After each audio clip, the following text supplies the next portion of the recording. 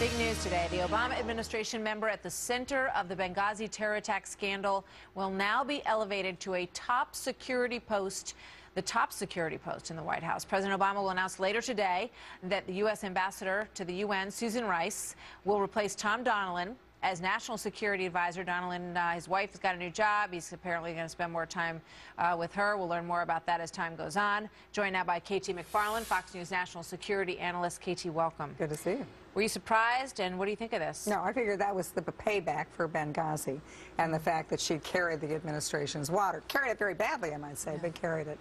And I think that the president's going to do a couple of things. First of all, she'll be a disaster. She won't be able to do any of the things. Why do you say that? Well, a national security advisor does a lot of things, and it is the most important job in the White House. I think it's the most important national security position in the administration because the NSC advisor rides herd over Secretary of State, Defense, CIA, Joint Chiefs of Staff. The national security advisor is the one that's the brain trust, come up with the new ideas, the great policies. It's the person who briefs Congress behind the scenes, never in front of the scenes, behind the scenes, also has to deal with the press and foreign leaders. That's the president's personal spokesman. Tom Donilon hasn't dealt with the press. I mean, you know, in many ways, I feel like, you know, this is the person, and you worked, you know, under Henry Kissinger in this position, so you know how it works more than anybody.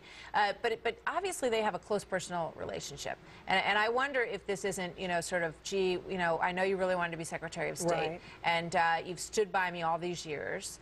And this is a position where you'll be protected, as you say. You won't have to answer questions anymore, and you don't have to go for Senate confirmation. And you'll be, you know, basically by my side in the White House, working side by side. I think you're absolutely right. I mean, the fact that she's not going to be very good at the job, I don't think matters to the president. And what does he do? He achieves three objectives by putting her there. One, it is the payback. She was groomed to be Secretary of State. She's not going to get that job. She's not going to have those congressional hearings and confirmation process, which would be brutal. So he gives her a job where she doesn't need that confirmation. Secondly, he's paying back a friend, somebody who he feels very loyal to and committed to. And then the third thing is, conveniently, by making her National Security Advisor, she then comes behind the veil of executive privilege. She doesn't have to go testify before Congress on anything unless they maybe technically could subpoena her, but it would be really tough. Lots more to talk about on that front, and we will be throughout the day here. But I